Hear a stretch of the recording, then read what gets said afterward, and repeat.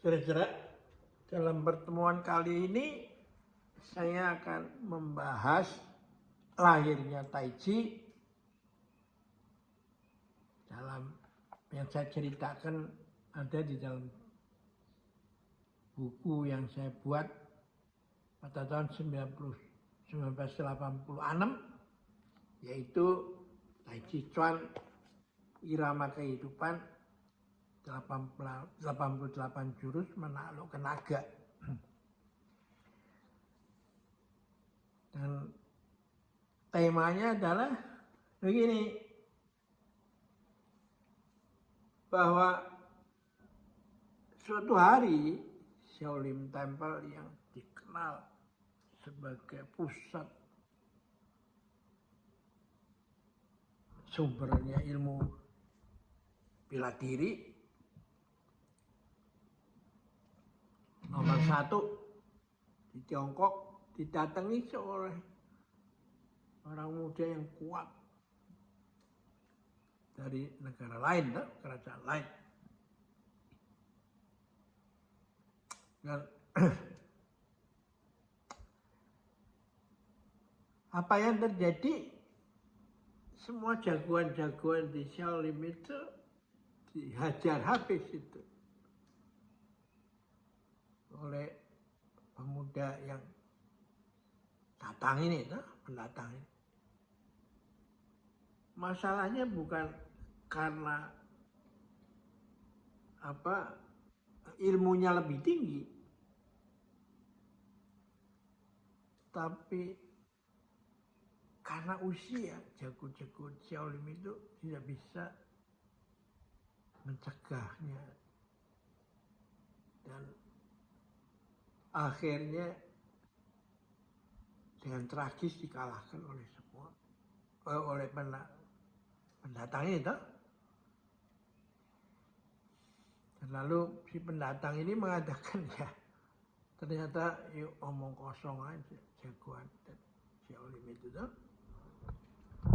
Terjadi di dalam sebuah film yang saya tonton gitu ya. Mana kok akhirnya begini?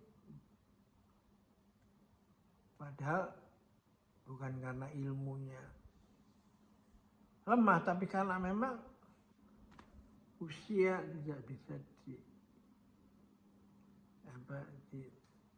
dinafikan itu. Orang akan menjadi tua, tidak bisa dicegah. Nah, lalu dia mengatakan, coba dah nanti saya mau datang 2 tahun lagi atau apa, untuk melihat apakah you bisa Bapak mengadakan regenerasi.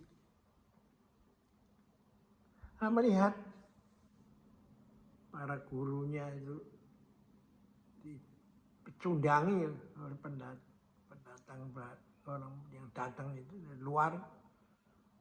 Ada seorang pemuda yang kerjanya di dapur, dia merasa tersinggung itu. Dan tanpa pikir panjang, dia loncat masuk ke arena dan mencoba memukul si penantang ini. Ya akhirnya dia babak belur itu. Yang dikatakan, anak muda kamu mau apa? Coba sekarang kamu merobos ke selangkangan saya. Dihina sampai begitu tuh. Nah, Tio Samhong ngikutin aja. Dan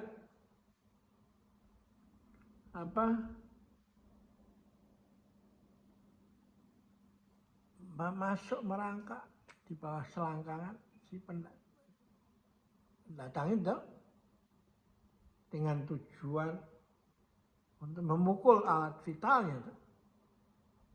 Tapi gurunya yang ada di dapur itu, jadi dia kerjanya sebagai orang di dapur, membelah kayu, menggiling gandum, masak.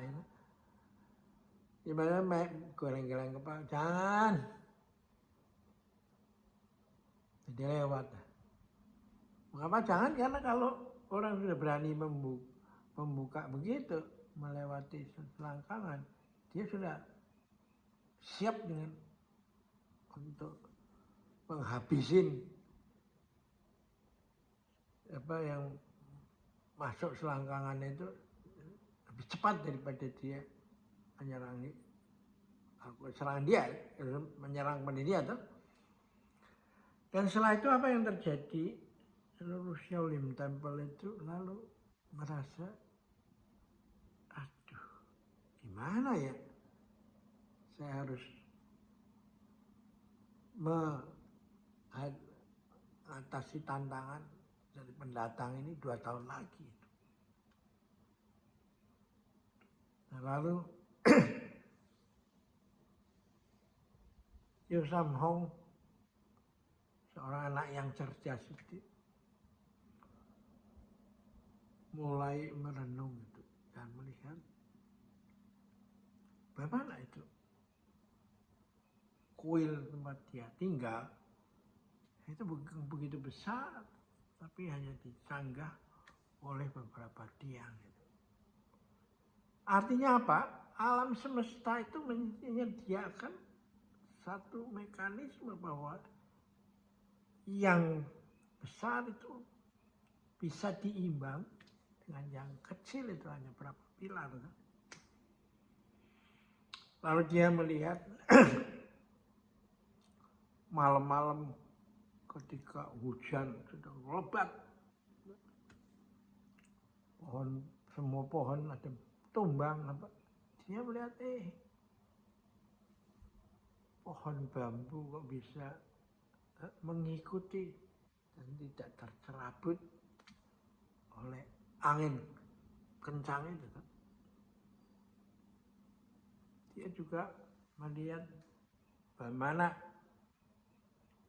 ketika angin bertiup kencang itu rumput-rumput hanya rebah. Lalu setelah anginnya berhenti, dia kembali ke posisi semulanya dan segar itu rumput itu. Ya, dia melihat lagi bagaimana seekor belalang itu. Ketika hujan deras dan angin ribut, dia hanya menari di atas daun itu. Nanti dia jatuh. Nah, dari pengamatan itu semua, lalu dia masuk ke perpustakaan itu dan membaca kitab Tao Te Ching itu. Bahwa hanya barang yang terlembut, hanya yang bisa mengatasi atau menembus barang terkeras itu. Nah, ini yang dipegangnya. Lalu ia mencoba menerapkan itu di dalam suatu ilmu bela diri. Dan akhirnya sampailah dia pada Tai Chi itu, ya. 4 pile bisa mengimbangi 1000 kati gitu, ya. Nah, ketika benar saja setelah matang ilmunya dan ketika pada saatnya si pendatang itu kembali untuk mencek di Shaolin Temple, akhirnya dia kewalahan dan akhirnya dia malu karena memang Shaolin itu adalah atau Tiongkok itu kaya dengan budaya, ya, mempunyai kedalaman dalam memahami kehidupan ini. Karena lahirlah ilmu yang ketika itu didorong, jangan ditahan, tapi ditarik sekalian. Supaya yang mendorong itu bisa jatuh tersungkur. Ketika ditarik, Kenapa nggak dorong, Anda dorong sekalian supaya dia terpental dengan kekuatannya sendiri itu. Ya. Jadi ada suatu latihan yang mengajar Anda punya melatih kemampuan Anda ini untuk menjadi seperti gergaji itu. Maju motong, mundur motong, maju motong, mundur motong. Nah itu seperti yang dia lihat pada saat orang menggergaji dengan gergaji tangan sebuah pohon besar itu. Yang satu di atas, yang satu di bawah, gergajinya itu dipegang. Jadi kalau hanya searah aja yang motong, maka yang berat yang narik kan. Jadi harus sama kuatnya, yang dorong, yang narik, yang dorong, yang narik. Nah itulah latihan yang ditemukan dengan Tai Chi itu. Jadi melalui melatih Mingmen, titik Mingmen 4 titik di atas tulang ekor, Anda melatih pinggang Anda supaya bisa seperti gergaji. Maju, motong, mundur, motong, maju, motong, mundur, motong. Saya dengan gergaji mesin itu ya motongnya nggak ada yang begini gitu. Ya, terus maju. Nah itulah ilmu Tai Chi itu. Dan menurut saya ilmu yang begini itu penting dipahami, dilatih untuk generasi muda semenjak muda generasi itu diajarkan ilmu ini. Karena apa? Karena dengan mempelajaran ini Anda hanya semata-mata melatih pinggang Anda itu. Tidak ada konsep untuk menghancurkan orang.